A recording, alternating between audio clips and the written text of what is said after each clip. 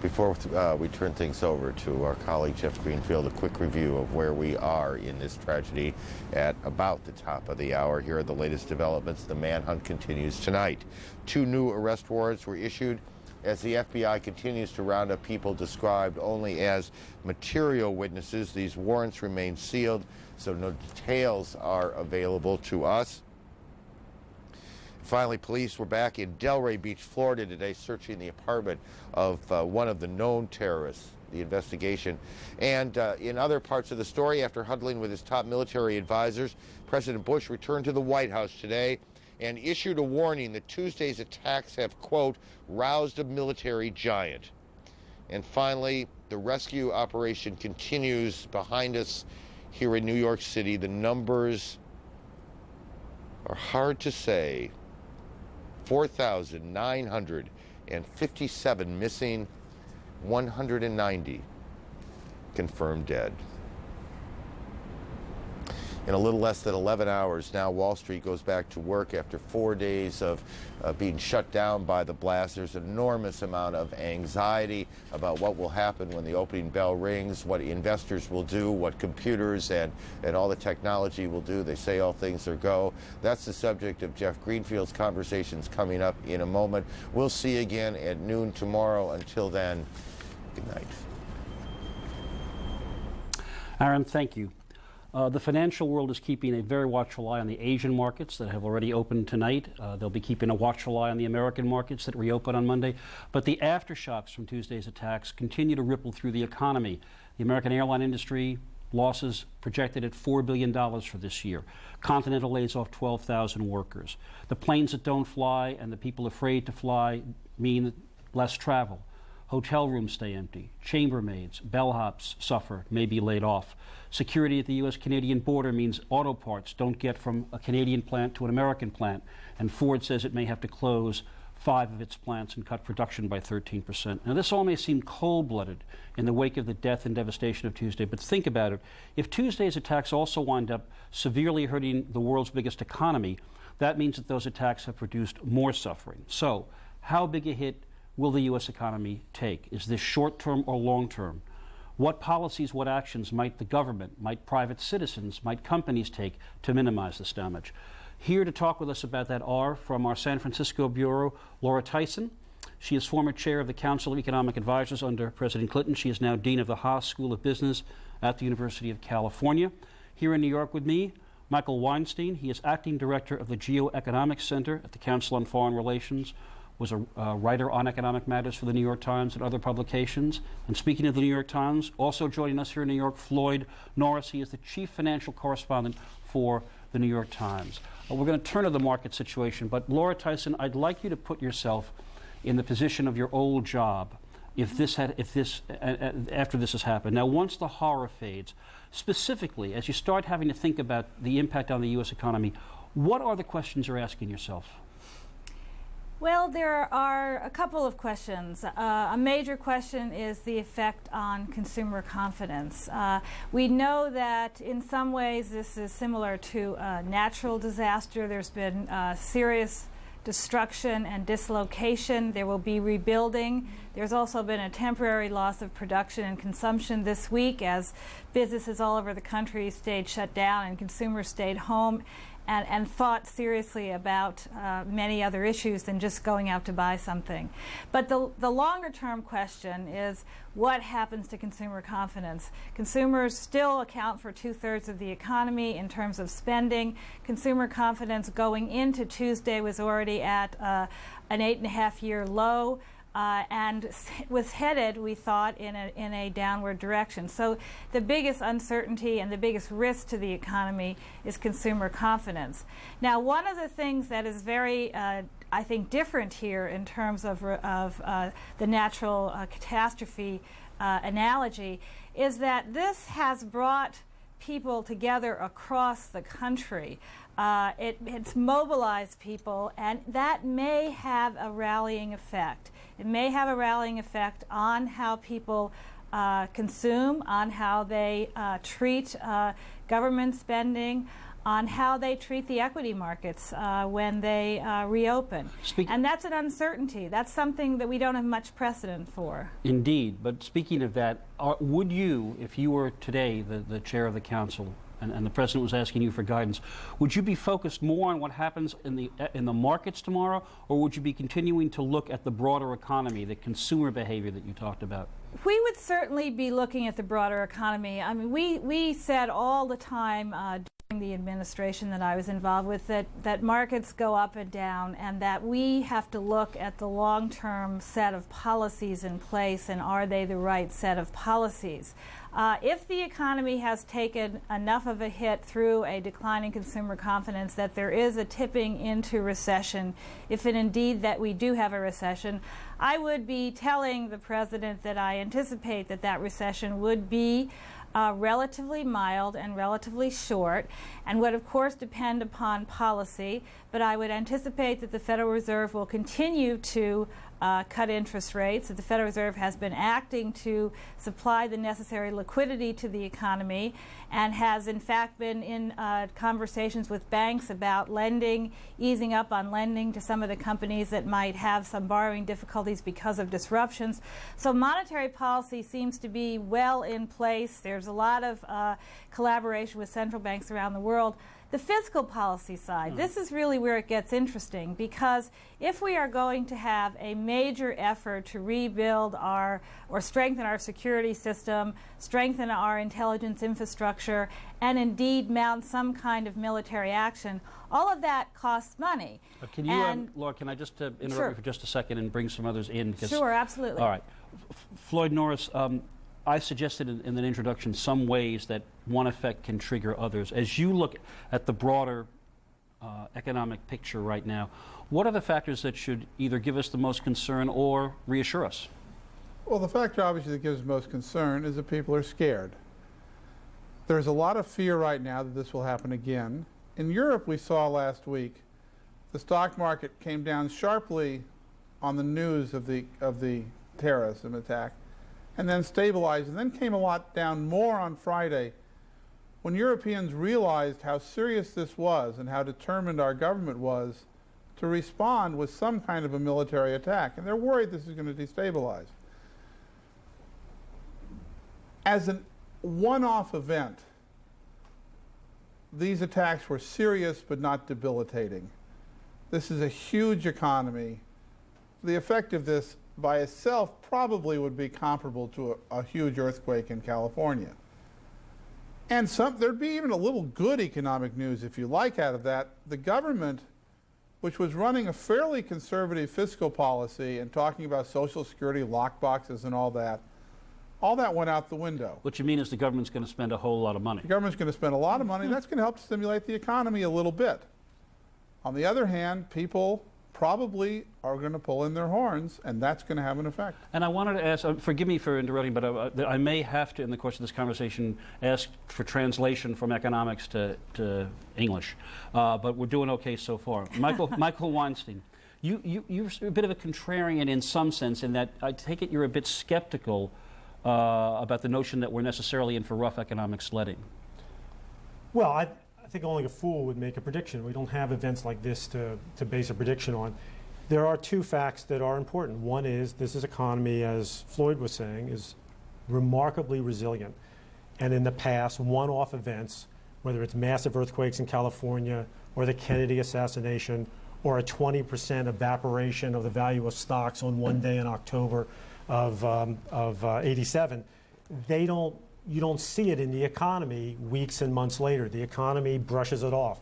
If this remains a truly one-shot event, the history tells us probably we shrug it off. But in the Gulf, when the Gulf War, I always thought this was a great irony about the Gulf War, because George Bush, the father, went to 91%, and yet the declining consumer confidence from the Gulf War was enough to cost us 1 million automobile sales, enough to push us into a recession which, however mild, probably ended his political fate. Now, if the loss of consumer confidence in a situation like the Gulf War, relatively few lives lost, a relatively quick victory, could do that, even if this is not a repeated event, isn't the sheer magnitude of this enough to drive consumer confidence down sharply enough so that even if it does eventually come back, it's going to really cost a whole lot of jobs and earnings. That's a plausible story. I don't see any particular evidence in history to suggest that that's a compelling story. I don't know if it's going to be true this time. It could be right, could be wrong. I don't think we know. Okay. But let's not forget the other part of Laura's story. We're not passive sheep here. We have a Federal Reserve and a monetary policy. We have Congress prepared to send checks out to people. They've got the right idea for a short-term stimulus. If things turn downward, it's not as if we don't have any levers to pull. So when you have a $11 trillion ocean liner that isn't buffeted very easily, and second, you have rather powerful government levers to pull. Both of them are... Ms. Tyson, go ahead. Well, I was going to just agree with Michael and say one other thing, that we are lucky in an important respect here. What was difficult for President Bush Sr. is that he went into that Iraqi invasion with a serious deficit problem and the inability really to run a stimulative fiscal policy. In fact, what he was having to do was to work out deficit reduction packages and tax increases despite his campaign promise, and he was put in a position of having to fund that war, but doing it in a fiscally contractionary way. This time around, we have a large surplus. Now, it is true that it is currently earmarked, the majority of it is currently earmarked for Social Security. But it seems to me it makes imminent sense, given that the economy is weak and given that we have this pressing need to rebuild and strengthen our security infrastructure and to take action to bring justice, that we dip into that surplus. We have the room here to actually stimulate the economy and do the right thing from the point of view of our security and military policy, because we have a surplus, and we should all be very thankful for that. That's one of the benefits for not running a deficit, is you have discretion to use fiscal policy the right way. Let me, though, because I realize that we're focusing on the economy, but what happened here in some ways overhangs economic questions in a way that I don't know that we've ever had to talk about. Let me give you one example. One of the reasons supposedly why investors abroad have been attracted to the United States, it is the capital not only of world power but of stability. It's a safe place to invest money. If investors abroad decide that they no longer believe that about the United States, doesn't that produce major economic problems? If investors decided they wanted to get out of the United States, given the huge trade deficit we're running, that would create a problem, no question about it, if they decided that for any reason. We have not seen a lot of evidence they want to do that. And one of the reasons this is so shocking to us is that we have been largely free from terrorism the way many industrialized countries have not. London for years had IRA bombings. They dealt with them. I never lived in London during that period, but people went on. And the British economy went on. Thankfully, those bombings stopped. We hope they don't resume. But investments here, the question of whether investments here are going to continue, is going to be based on the perception of the soundness of the U.S. economy, the soundness of our companies. Not whether or not the United States may be a target for repeated acts of terrorism? I don't think that's going to be the controlling fact. We're still talking, you mentioned the word stability. And we've still got stability here. Nobody's talking that these terrorism attacks are going to result in the government changing in any way. Fair enough. Michael, there's another thing about, we grope for past analogies. They're probably inadequate. But here's one that I just want to get your guidance on, and then Laura Tyson, Floyd, if you want to join in. One of the things about World War II was that it came after a depression that had lasted a decade. And in one sense, it was an economic boom. I mean, everybody went to work. The unemployment, shrunk. We were building planes and tanks and jets and uniforms, and Rosie the Riveter was in the factories. Got us out of the depression. Okay, exactly. Now, so that while people may have been worried about, for sure, about their loved ones fighting overseas, economically, it was a kind of robust time. If we're in a situation now where people who've been used to 20, 30, 40, 50 years of peace and prosperity are now confronted with a grimmer time, isn't that a remarkably different atmosphere in which consumers will be behaving? But to tell that tale, you're telling a tale of one bad event leading to another bad event, leading to a lot of consumer withdrawals, and people all of a sudden start saving and don't spend, and the government doesn't react with any offsetting policy. That's a cascading story of bad stuff for which, again, I think you're groping for parallels. Let's just take Floyd's case. Let's assume, or take your case, excuse me. Let's assume that people wake up tomorrow and start selling on Wall Street. Wall Street gives up X percent of its value. Ask yourself the following question. In the 100 years of the 20th century, it's a pretty big sample, 100 years, how many times did Wall Street lead to a downturn in the economy? Any guesses? The answer is one, and that's 1903. I don't think a lot of us are losing sleep over what happened in 1903 in a minor downturn. We just, again, the economy is just not that fragile. I think that's the wrong image, and it's just belied by one historical episode after another. Ms. Tyson, let me go back to you and have you wear the hat you wore for a number of years. So you're listening to the folks who know what they're talking about tell you, here are some things to consider. We don't really know where we're going. Now, what in declarative sentences, what do you tell the president, here's what we have to do as a matter of government policy to do everything we can to keep this economy on a good keel? What do you do right now? Right now, I think I would have advised, and it's happening, an immediate emergency appropriations to infuse additional spending into the economy. We have the additional tax cut coming in. I think the decision to put $40 billion into the economy for reconstruction and helping the families of the victims is right. I think I would advise that we continue to look at the economy over the next few months. As it was made clear, that was a down payment. There should be additional emergency appropriations available at appropriate times. So there's additional fiscal policy stimulus spending. Now, I think some of that might be done in conjunction with the airlines. I think the airline CEOs today were making a legitimate case that the hit to the transportation sector, in particular to air traffic, which is a major source, a major infrastructure for our economy, needs to be considered as a national policy challenge right now. There are ways to put together an emergency loan or compensation package to help the airlines. I think it's important to consider spending money on taking airport security and making it into a national law enforcement effort. Those things both spend money and stimulate the economy. They also help achieve important objectives, such as keeping the air transport system going and making it more secure. So I would be making suggestions to spend government funds on things that we should spend on in ways that will help the economy right now. Now, okay, yes, I'm sorry, because I think what Ms. Tyson has led us to is a really significant question about the world of economic debate and argument.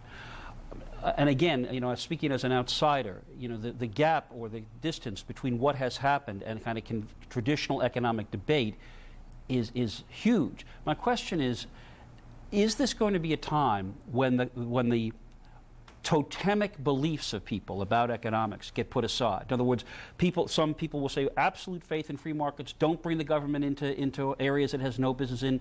Other people will have other beliefs about what the government should do. Is this a case where other considerations totally override traditional economic debate? I don't think so. I think you're going to have the bailing out of industries. It's remarkable to me, the airline industry has had record profits for several years. This is a first downturn in several years. And they assure us that bankruptcy is coming immediately. It says something about how much money they put aside for rainy days. But in fairness, Mr. Norris, this is not, we can hardly call this a rainy day.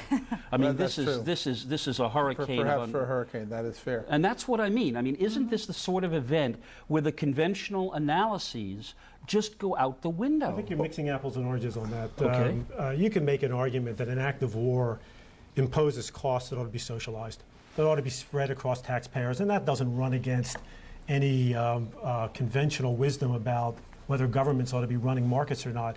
So certainly in terms of the one-off loss to the insurance companies, to the airlines, the cost of the airplanes crashing into the towers and all the fallout from that, you can make a very good argument that we American citizens ought to bear the cost of that. That's very different from picking up the cost of these industries rolling forward. That's a very different issue.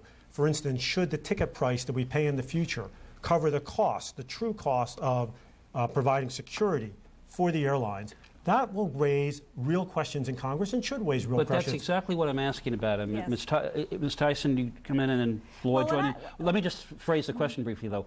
I mean, is this not an area where we're going to hear some people say the government ought not to be in the business of providing that security? It's still up to the airlines. That's the argument that we had decades ago, and it was resolved in favor of the private sector doing it. We didn't just have it decades ago. We've had it in the last decade. There have been recommendations to the Congress to have the air traffic system to have the law enforcement procedures for the security guards. That has been a proposal to make it into an operation that the government essentially funds. So I think it is going to bring up exactly the sorts of questions that you are suggesting. I believe that this country has underinvested in many of the public infrastructure support mechanisms on which the marketplace rests, including, incidentally, adequate investment in security. And that could be from law enforcement to, frankly, adequate investment in intelligence. We haven't spent enough to modernize our intelligence systems. We do not have people adequately trained in the Central Intelligence Agency to understand what is going on in countries around the world. Now, why not? Because we have not been willing to spend discretionary government money. Discretionary government spending as a share of GDP is at its lowest level ever. I need to Ms. Tyson, I'm sorry, I need to translate here. This we is discretionary. We spend on Medicare, right. We spend on Social Security, we spend on entitlements. The money that the government has at its discretion to spend on justice, to spend on law enforcement, to spend on roads, to spend on public health, to spend on literally all of those things which we take for granted, that we're protected in the health system. But Laura, you would agree that we don't... And Laura, I need to let these other guys come in for all a right, second. so I think you're right. I think you're right, Jeff. It's going to cause we don't get into... Nobody much disputes that intelligence is a government function. And one can debate how much to spend on, how much is right, whether the extra $10 billion is useful or not, but you don't get into a debate about whether that's a private sector or Ms. Tyson, I need to let Mr. Norris come in. I'm sorry. Another point about security spending. Obviously, we're going to spend a lot more money in security in this country. Now, whether that money is spent by the taxpayers or by private industry or by individuals, it's going to get spent. And it obviously needs to get spent. But one thing we should understand on the economy is that that isn't going to produce any extra economic output in a real sense. And that's going to be something of a drag on productivity in the country. We're going to have longer lines at airports. We're going to have much more hassle, as you pointed out, getting across the border to Canada. These kind of things are going to be an ongoing small drag on the economy. That's not an overwhelming effect. One of the problems we have, though, which is unfortunate but real, this is happening at a time when every major economy in the world was already either in recession or weakening, and perhaps heading toward one. And that is why this right now is going to have a more significant effect, or at least could have a more significant effect. Could is the operative word. It doesn't mean it's going to be a long-term recession. It doesn't mean the end of the world. We've all lived through a number of recessions in this country, and they have pain to various sectors. But the world goes on, the economy revives. In the time we have left, I want to ask a question that I think Laura Tyson was actually putting on the table. She was making an argument not just about the current situation, but that we haven't invested enough in the public infrastructure. And really, Ms. Tyson, that's really what I was getting at. And let me put the question bluntly. Is this really a time to be debating broader fiscal policy about whether we should invest in our roads or bridges and highways, when what we're talking about is the very real possibility that we, in one way or another, are about to enter a war? Well, I think that if we are about to enter a war, and if it is going to require sacrifice and a long-term commitment, as the Vice President and the President have said today, then I think we need to recognize that wars must be paid for. And that means that something must be given up. In the Great Depression, coming out of the Great Depression through World War II, we had a huge amount of unutilized resources. So we didn't have to give up much. We just utilized the resources we had and put it into the war effort. frankly, we have an economy which today, even though we've been focusing on its weakness, is still a heavily employed economy. There's not a lot of slack in it. There's a little. If we're going to run a multi-year, expensive war effort along with rebuilding our security system, frankly, we're going to have to pay for it. We're going to have to pay for it by rethinking things like, do we have a $1.6 trillion, $2 trillion tax cut coming in over 10 years? Today, Vice President Cheney said that we needed to sacrifice for this war effort, but he said there was no possibility of repealing that tax cut. Well, what does happen? How do we pay for a war effort? So there are fiscal policy choices here, both of what to spend on and how to pay for that. All right, and that's what I want to maybe wrap this up with. Here again, are we going to see, Floyd and Michael, are we going to see long-standing arguments, political arguments, economic arguments, wrapped up even in this question of how we go forward to fight what the President and Vice President have said is a war? Are we going to be, in other words, in some kind of consensus? Will people put aside their traditional economic views and say whatever it takes, or are we going to have hassles about how to do this? Well, of course we're going to have hassles, and in a sense those hassles are going to be welcome, because I long, and I think a lot of people long, to get back to some sense of normality, the way things were. And that included some often sterile arguments in Washington about how to spend, where people had their own agendas, and they often, invoked the national interest to support what is a more narrow agenda. That's not great. It's the way democracies work, and I look forward to getting back to those days. Michael? I think you're going to have much less of a knee-jerk celebration of deficit, of debt reduction, and get back to the more historical arguments about, do we want to invest more in roads? Do we want to invest more in the military? A much more spend here, spend there. With this, it's been a relatively recent, this notion of paying off the debt is the greatest thing you could do, is a relatively recent invention, mostly of Bill Clinton, using Social Security as a weapon against tax reductions. My guess is we get much more back into the historical debate of the best use of resources, both public investment and military. We're down to our last minute or so, and I want to see if we can get no more than one-sentence answers and no semicolons allowed. Ms. Tyson, should Americans, when they wake up in the next few days, be thinking mostly about the economy, or is the economy going to be pretty much okay, and they ought to be thinking a lot more about safety and how we make our way through this difficult world? In other words, how high up is economic concerns in your mind compared to the others? I think most Americans should, and I think they will, pay attention to some of the bigger issues that this event raises in terms of what's important, what is safe, what is justice. And the economy is resilient. Policymakers will be able to use instruments of policy. If there's a recession, it'll be, I believe, short and slight. And these issues that have been raised by this tragedy are much more profound. Mr. Norris? I think the Americans have to decide whether they're willing to go ahead and live their lives the way they would have lived them before this happened. And the answer to that question is going to help to decide how severe a recession we have. Michael? I would be worrying a lot about terrorism and our response to that. The economy will go as the economy would have pretty much gone anyway. And again, as Laura emphasized and I talked about earlier, we have plenty of devices to stabilize an economy if we find out that it's worse than we want. Okay. Laura Tyson in San Francisco, Floyd Norris, Michael Weinstein in New York. Thank you very much for joining us, and I really do appreciate the high percentage of English to economics that we indulge in. Thank you all. Thank you. Now, we have been talking about economics, but all of the things we are talking about, of course, the roots are rooted in what happened Tuesday. And as the U.S. prepares for war, President Bush says that he believes the mastermind behind Tuesday's attacks, what began all of this, is, of course, Osama bin Laden.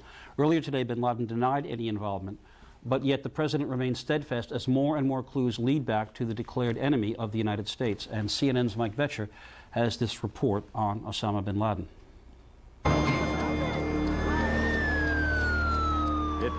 without warning. A catastrophic attack on the World Trade Center.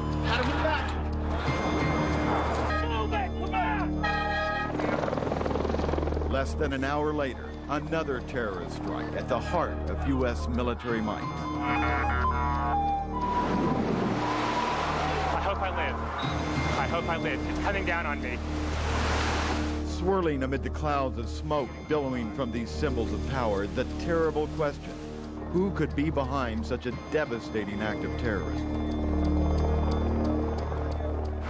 The evidence is still being examined. One name tops the list of suspects. It's a name that's been on the FBI's 10 most wanted list for years: Osama bin Laden. His organization has both the suicide bombers willing to die in these kinds of attacks. It also has the pilots. It's had a history of training pilots. And also it has basically the level of kind of sophistication and coordination to bring off something like this. The 44-year-old bin Laden, through a spokesman, denies any involvement. But according to a Palestinian journalist, he congratulated those who carried out the deadly attacks. The ruling Taliban government of Afghanistan, the country where bin Laden is believed to be in hiding, says the Islamic extremists could not be responsible. In Western intelligence circles, bin Laden has been well known for years for this document: a call for jihad, or holy war, against the thousands of U.S. soldiers now stationed in Saudi Arabia. That call to jihad came after 2 bombings of U.S. troops in Saudi Arabia. The first in Riyadh in 1995, 7 dead. The second in Dhahran in 1996, 19 dead, hundreds injured. Bin Laden discussed that call to arms in his first ever television interview with CNN in 1997. We declared a jihad, a holy war against the United States government because it's unjust, criminal, and tyrannical. Bin Laden wants U.S. troops out of Saudi Arabia. He opposes U.S. bombing campaigns in Iraq. He is against U.S. support of Israel. And he objects to U.S. backing of Arab nations he deems un-Islamic, such as Egypt. Bin Laden has been indicted as the mastermind behind the bombings of 2 U.S. embassies in Africa that killed 224 people in 1998.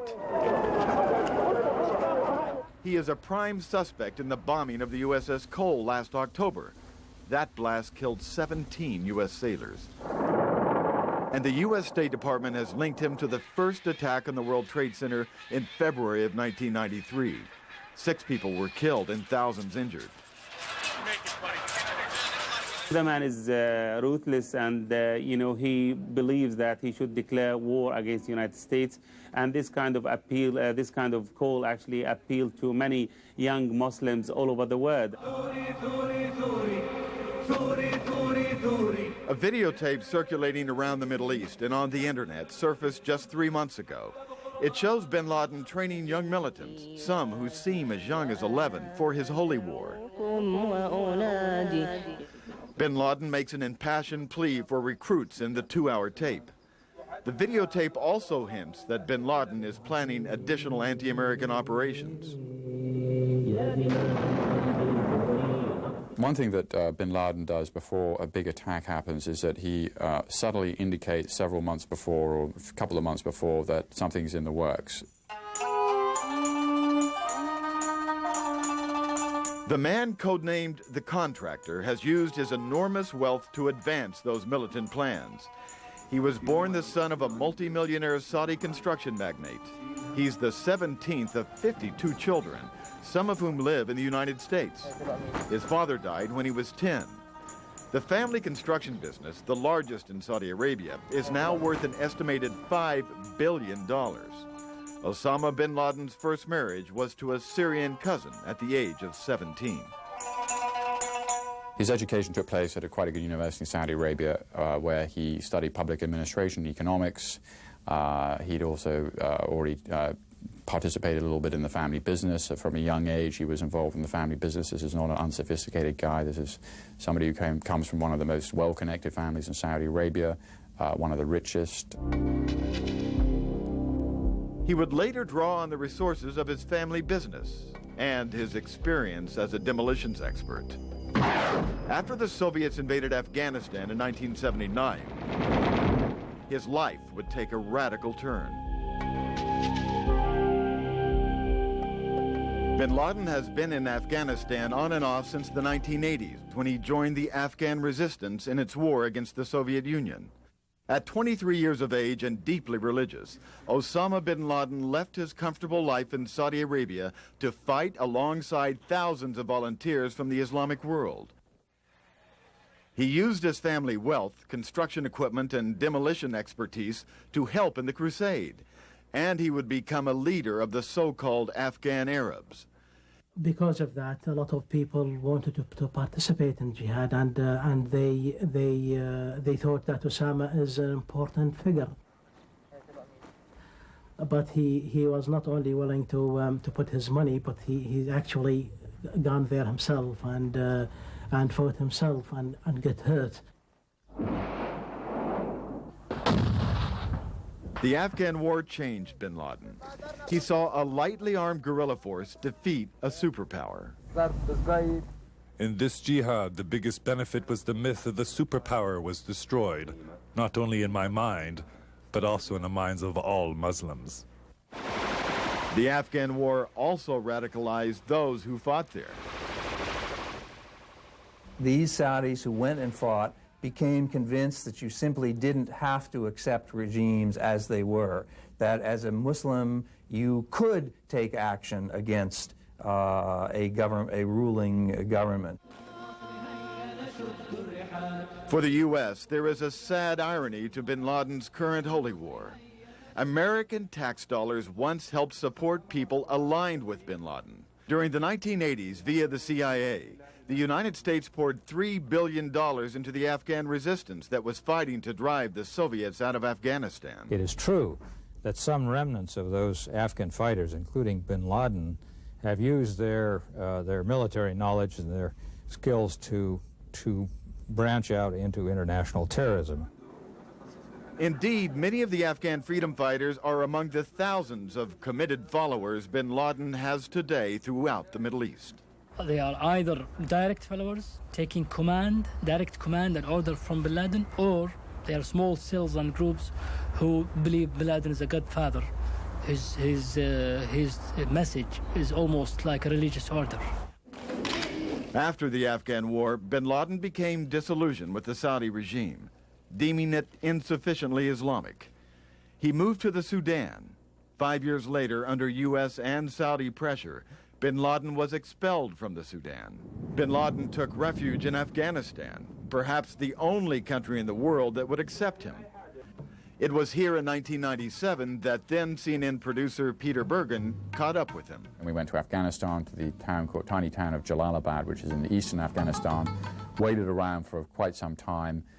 Finally, bin Laden's media advisor came and talked to us. He said, you can only bring the clothes you're wearing, don't bring any watches, don't bring anything that might secrete some sort of tracking device. We took a curtain van, along a road, along a river. It was by now getting to be dusk. We were given kind of sunglasses, which basically they weren't blindfolds, but you couldn't see through these things. We finally got to this hut about 5,000–6,000 feet up in the Afghan mountains. It was March, so it was pretty cold. Suddenly bin Laden appears out of the darkness. In our 1997 interview, bin Laden expressed why he so hates America. The U.S. government has committed acts that are extremely unjust, hideous, and criminal through its support of the Israeli occupation of Palestine.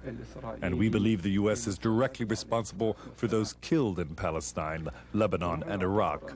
Due to its subordination to the Jews, the arrogance of the United States regime has reached the point that they occupied Arabia, the holiest place of the Muslims, who are more than 1 billion people in the world today. For this and other acts of aggression and injustice, we have declared jihad against the U.S. Bin Laden said the jihad was aimed principally at U.S. government targets overseas. We have focused declaration of jihad on striking at the U.S. soldiers inside Arabia, the country of the two holy places, Mecca and Medina. In our religion, it is not permissible for any non-Muslims to stay in Arabia. Therefore, even though the American civilians are not targeted in our plan, they must leave. We do not guarantee their safety. When this guy delivers his statements attacking the U.S. presence or his call for jihad, he is justifying these actions in very explicit Quranic, Islamic terms with a law. It's like a careful legal brief that he's drawn up here. And bin Laden and his followers have backed up his call for jihad time and again. Somalia, 1992. 28,000 U.S. troops are dispatched on a humanitarian mission to a Muslim nation embroiled in famine and civil war. U.S. soldiers are caught in the crossfire. 18 are killed. In his first admission to a U.S. news organization, bin Laden says Arabs who fought in Afghanistan, men who looked to him as a leader, killed those U.S. troops. Resistance started against the American invasion because Muslims did not believe the U.S. allegations that they came to save the Somalis. With Allah's grace, Muslims in Somalia cooperated with some Arab holy warriors who were in Afghanistan. Together, they killed large numbers of American occupation troops. He's brazenly said that his people were responsible for that, so we take him at his word. It is not the only attack on U.S. troops linked to bin Laden. The U.S. government says that bin Laden forces attempted to bomb U.S. servicemen on their way to Somalia. The bomb killed 2, but no U.S. soldiers. Then there is the possibility of a bin Laden connection to 2 bombings in Saudi Arabia, at Riyadh in 1995 and Dhahran in 1996, that left a total of 24 U.S. troops dead. It's no secret that during the 2 explosions I was not in Saudi Arabia, but I have great respect for the people who did this. They are heroes. What they did is a big honor that I miss participating in. The Saudi government accused these Saudi citizens of planting the Riyadh bomb. 3 of the 4 men were Afghan Arabs who fought in the war against the Soviets. They acknowledged their role, probably under duress, and were later executed. According to experience in explosives which I gained during the Afghan war, I assembled the bombs in this car. They also acknowledged bin Laden's teaching. We received pamphlets from Osama bin Laden and others. The U.S. government also points to bin Laden's circumstantial ties to the bombing of the World Trade Center in 1993. Ramzi Youssef, mastermind of that attack, afterwards fled to Pakistan, where he lived in a guest house for Islamic radicals funded by bin Laden. Bin Laden denies this. I don't know Ramzi Youssef. What the American government and Pakistani intelligence has been reporting isn't true at all. The man considered the spiritual leader of Ramzi Youssef's and the 1993 World Trade Center bombers, Sheikh Omar Abdel Rahman, also has links to bin Laden. The State Department says that bin Laden finances a training camp in Afghanistan for 2 Egyptian terrorist groups that look to Sheikh Rahman as their spiritual leader. Sheikh Omar Abdel Rahman is a Muslim scholar well known all over the Muslim world. He represents the kind of injustice that is adopted by the U.S. A baseless case was fabricated against him, even though he is a blind old man. In 1998, Rahman's sons joined forces with bin Laden. During a rare press conference in Afghanistan, bin Laden dropped hints of another strike at U.S. interests overseas. He talked about good news in coming weeks. 9 weeks later, it would become clear exactly what that good news was. He's alive! He's alive! He's alive!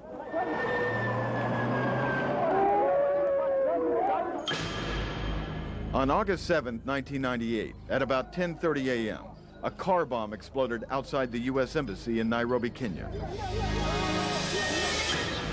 9 minutes later, and hundreds of miles to the south, another explosion outside another American embassy. this one in the Tanzanian capital of Dar es Salaam. More than 200 people were killed in the two-pronged attack. One of the plotters, carrying a poorly forged passport, was detained at Pakistan's Karachi airport just hours after the bomb went off. He later confessed his involvement to intelligence officials. Another suspect was arrested by Kenyan officials and handed over to FBI agents. He confessed to his role in the bombing during a week of interrogations. Bin Laden was later implicated in the attack. On the embassy bombings, you've got the best law enforcement case indicating bin Laden's involvement. You have the plea bargain of one of the senior members of the organization basically saying, he sent me to Kenya in 1993 to go and photograph the embassy there, and then when I showed him the photographs, he said, that's where we can put the truck bomb. Case closed. 13 days after the bombing, U.S. cruise missiles rained on bin Laden targets in Afghanistan and Sudan. Today, I ordered our armed forces to strike at terrorist-related facilities in Afghanistan and Sudan. But bin Laden emerged unharmed. He and his key aides had anticipated the U.S. would retaliate and vacated their main training camp in eastern Afghanistan. The unsuccessful attack elevated bin Laden to cult figure status among Muslim fundamentalists. New Year's Eve 2000. Amid fears concerning the Y2K bug, a different kind of catastrophe was waiting to happen. Terrorist plans to attack celebrations in Seattle, bomb LAX airport in Los Angeles, sink a U.S. warship refueling in the Middle East, and bomb tourist sites in Jordan. The attacks were foiled. They were linked to followers of bin Laden. Later last year, on October 12th, an attack that didn't fail. Two suicide bombers pulled a small boat alongside the USS Cole as it was refueling in Yemen. The blast blew a hole the size of a house in the hull of the Navy destroyer and killed 17 U.S. sailors. U.S. intelligence officials say bin Laden's fingerprints are unmistakable. During the last several years, it is believed bin Laden has been hiding out in the remote mountains of Afghanistan, a rugged terrain he knows very well. The country is dominated by the Taliban, a movement of religious students turned warriors who have imposed their harsh interpretation of Islam. The Taliban have declared that bin Laden is their guest, providing he does not attack other nations. The shadowy figure made a rare public appearance in a videotape that emerged from Afghanistan at the beginning of this year. It shows bin Laden at the wedding of his son to the daughter of a longtime aide. So far, bin Laden's elusive ways have kept him beyond the reach of U.S. law enforcement. He is thought to change his residence continually, often moving at night. But he still manages to get his message out. They've essentially fused two very different things. One is a sort of almost medieval reading of Holy War, based on some medieval Muslim scholars with the most up-to-date technologies available today. I mean, bin Laden and his folks use satellite phones. They use the internet to get their message out. Bin Laden's latest message, in the propaganda recruiting video that surfaced this summer, implies more action aimed against the United States. On the tape, bin Laden specifically says, basically, I was responsible for these series of anti-American attacks, including the Cole in Yemen, and he concludes the tape by saying, the victory of Yemen will continue. In his interview with CNN back in 1997, he made this chilling warning about his future plans. You'll see them and hear about them in the media, God willing. CNN's Mike Boettcher, and I apologize. In my conversation earlier with Aaron Brown, I misleadingly suggested what you were going to see was Peter's interview with bin Laden from 1997. What you saw was Mike Boettcher's profile. Still, few Westerners have had contact at all with Osama bin Laden, and CNN's terrorism analyst Peter Bergen, as I mentioned, as the piece told you, did have an opportunity to meet bin Laden while producing an interview for CNN in 1997. He joins us with more. Peter, good evening, or good morning almost. Here I think is a question that must puzzle anyone who watched this piece. In the twisted logic of bin Laden, one can at least understand attacks on Americans in other places. They're in Saudi Arabia, where non-Muslims are not supposed to be. They're in Somalia. The USS Cole is in waters around Yemen. When did it begin to become clear that he or someone was prepared to take these tactics to the United States, not aimed at soldiers but civilians, and inflict the most horrific sorts of death on thousands of people? Well, I think it's clear from what we know about some of the suspects. Some of them have been in this country in the United States since as early as 1994. So this plan has been in the works for quite some time. And I think if you look at the first bombing of the World Trade Center, a lot of bin Laden's people were sort of on the peripheries of that. And I think they basically came back to do what they had started. Why are they attacking the United States directly rather than the Middle East? I think perhaps if you're a terrorist, you have a political mission in mind, right? You don't just blow things up for no purpose. And bin Laden may be perhaps frustrated that his actions against the U.S. embassies in Africa and also against the Cole didn't really get any discussion going about what he's actually asking for. I think that we've begun to talk a little bit about what his demands are. I'm not saying that his demands are in any way negotiable, since they are rather comprehensive, including the withdrawal of U.S. troops in Saudi Arabia and basically changing U.S. Middle Eastern policy entirely. But at least they're being talked about. I mean, I don't think this guy is a madman. I think that he has, his outcomes may be mad, but I think his underlying logic is that by drawing attention to what he's saying, and perhaps out of frustration that his previous actions really didn't get much examination of the message he's trying to get out. Perhaps that's why these attacks have been undertaken. Is there, if in fact this results in regimes like the Pakistani government in fact changing radically its policy, is there any notion that even within his own world he might conclude that this was a grave mistake, that it's the straw that broke the camel's back, that even allies or sympathizers within his own world would just say, that's beyond the pale? I think he's looking on this, we don't know 100% yet, but it's 98% that it was him, as a fantastic victory. And my concern really is the following.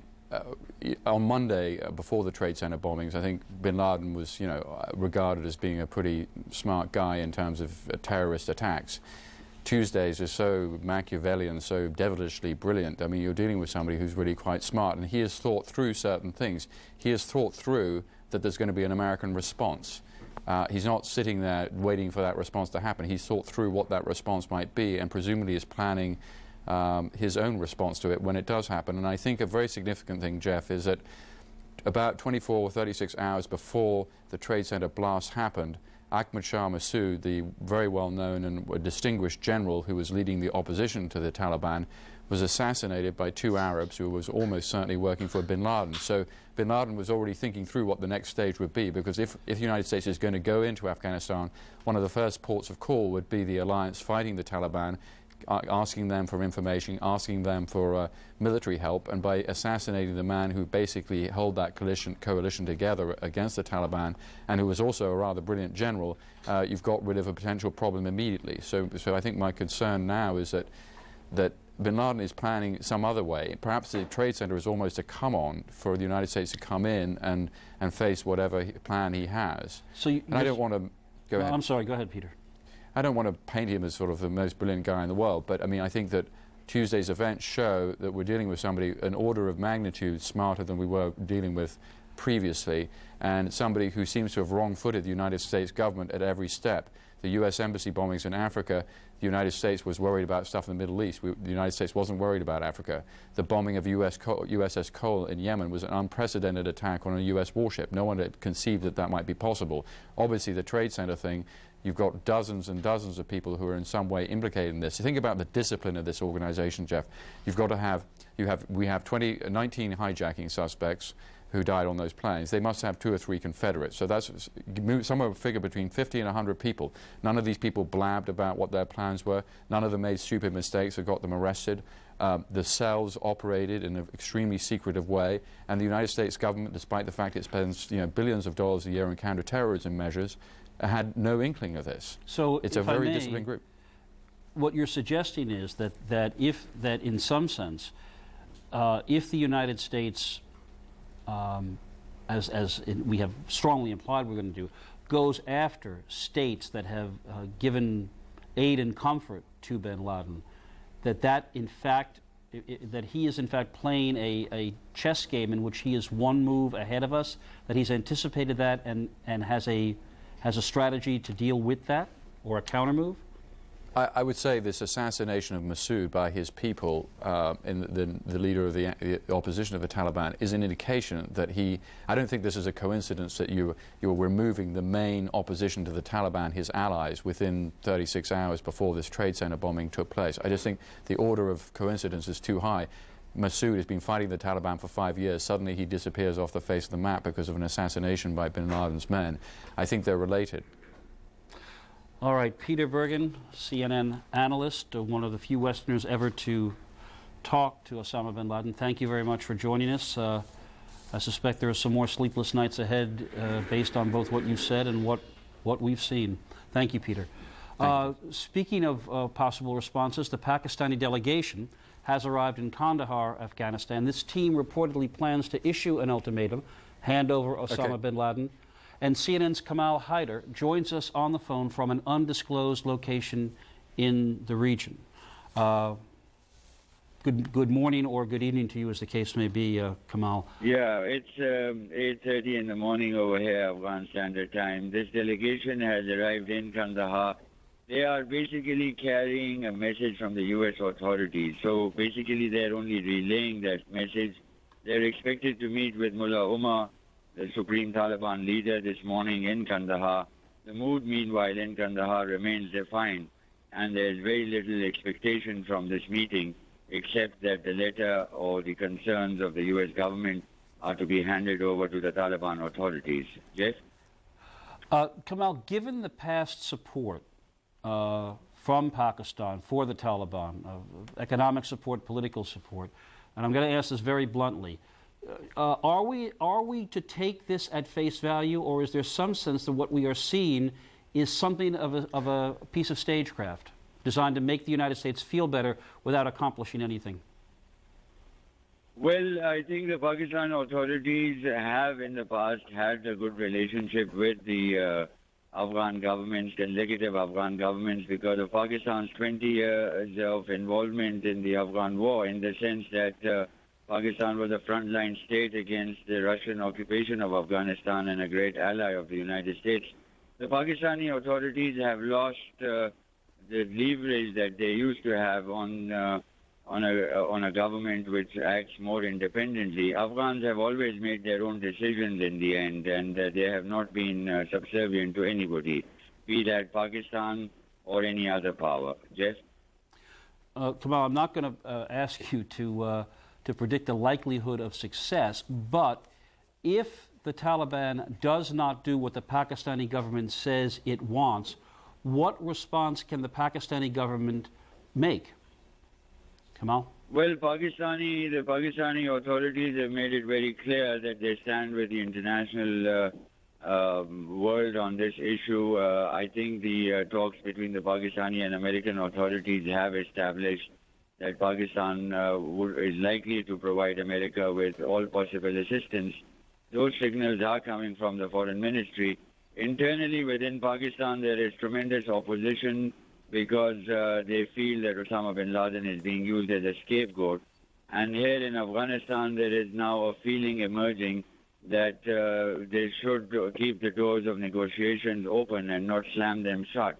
So at this moment in time, the Pakistani authorities nor any other government can prevail on the government of Afghanistan. They seem to be making decisions on their own without taking into account what that may have for them as a future, for their future. Jeff? Kamal Haider, thank you very much for joining us. You can tell the nature of this story by the fact that all we can say is that he is at an undisclosed location in the region. Now, coming up for the next couple of hours, something new at CNN. It is a chance for you to talk